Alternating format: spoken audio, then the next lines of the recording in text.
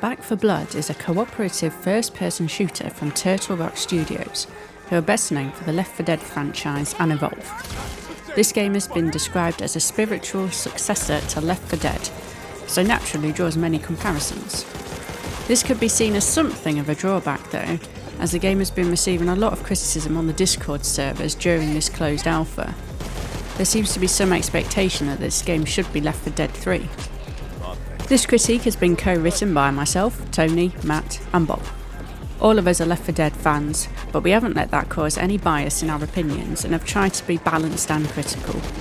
We managed to dedicate a lot of playtime to the alpha, and overall we've been impressed with the game, but we did have some constructive criticism as well as praise. The game benefits from an upgrade graphically from the Unreal 4 engine. I had the occasional dip in frame rate, but overall the performance of the game was very smooth. I did have a go at cranking all the settings up to Ultra and it looked fantastic, but further optimisation is still needed there. Overall I felt the performance of the game was good, especially considering it's still in alpha. With regards to the story, it seems safe to assume from this alpha that it will follow the same formula as Left 4 Dead, with checkpoints along the way to a goal and some kind of noisy section where you have to hold off against the Ridden. This formula works well though, so we'd be happy for more of the same. One of the strengths of the Left 4 Dead franchise was the diversity of its characters, each with their own distinct personalities. We're shown 4 of the 8 characters in Back 4 Blood who look great, but aren't very fleshed out just yet. There are only a few lines of dialogue, and each character tends to repeat the same few phrases throughout. The previous game gives us an entire game to get to know the characters though, so we're not going to judge them too harshly based on a few hours.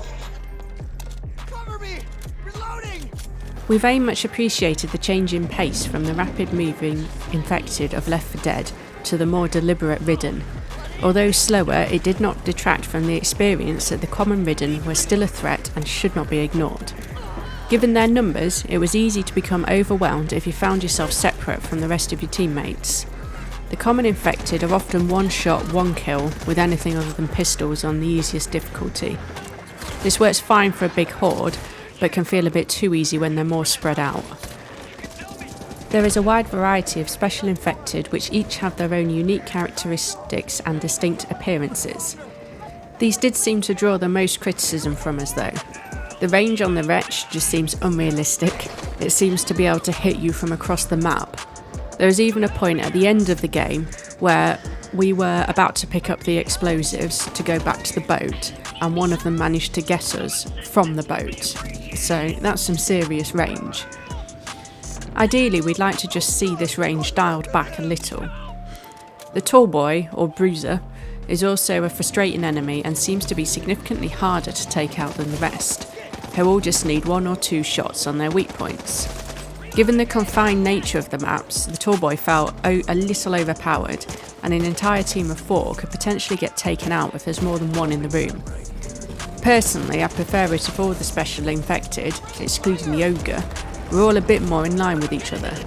So either make the tall boys a little easier to take down, or have less of them spawning in but keep the same difficulty.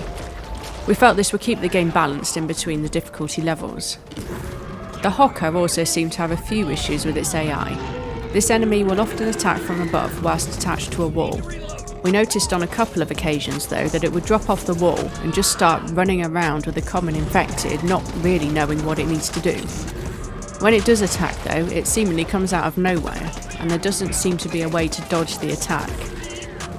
When you are trapped by a Hocker, there is no way in which you could free yourself. We all agreed that players should have the opportunity to wriggle free themselves, but have this take longer than if someone frees you.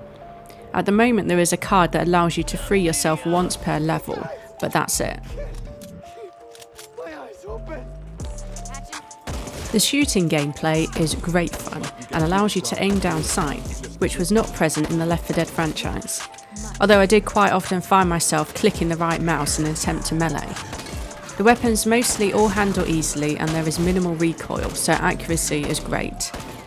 The exception being the sniper rifle, which packs enough recoil for all the other weapons combined.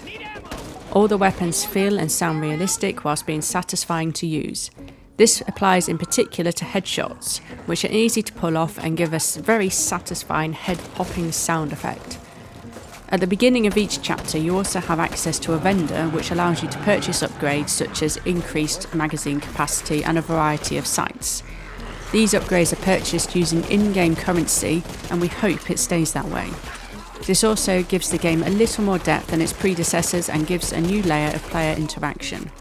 In comparison, the melee weapons felt like they were lacking slightly. The machete and baseball bat both felt slow and clunky to use, lacking the fluid speed and animation style of Left 4 Dead. I understand, however, that this may be an intentional design choice, as the Ridden's movement speed and animation is slower and far less errated than the common infected from Left 4 Dead.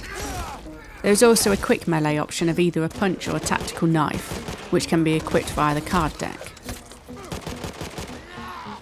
I personally had mixed feelings when I saw the card system. I generally just like to jump into a game without having to spend time sifting through cards. However, after playing over the course of the weekend, I can see how it would be beneficial to the game and will add replayability. The corruption cards that the game's director gives you also have a significant impact, with the difficulty of the game seeming to range from relatively easy all the way up to impossible depending on the look of the draw. In the final product, I'd like to see a more in-depth tutorial on the card system as well, as it took us a little longer than it should have to work out that we can make our own starting decks, which then managed to keep us busy for quite some time. I also thought the cards were merely perks, and found myself wondering how I'd managed to start the game with only a melee weapon. I hope that Turtle Rock also don't use the card system as a means of introducing monetization within the game, essentially allowing players to pay to win. The controls seem to handle pretty well and are easy to learn. The only exception to this was going down ladders. On multiple occasions we witnessed players entering the animation to go down a ladder, then just falling, which gave significant damage and often downed players. Hopefully this is a relatively easy fix for the dev team though. Teamwork is a must in this game, and the card system can be used to optimise your performance as a team. For example, there are certain cards that can benefit the team as a whole.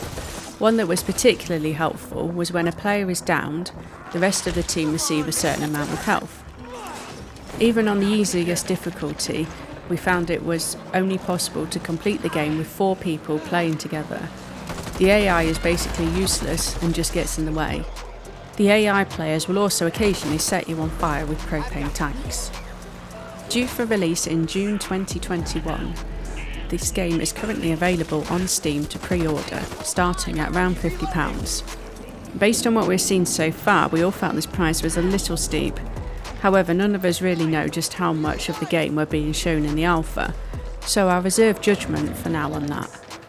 Based on what we have seen so far, I'd be happy to pay about £30 for the game. It will be interesting to see how many chapters the game will have though, and what other gameplay modes there are, such as PvP. We're all keen to see more though, and this game does feel like a worthy successor to Left 4 Dead 2.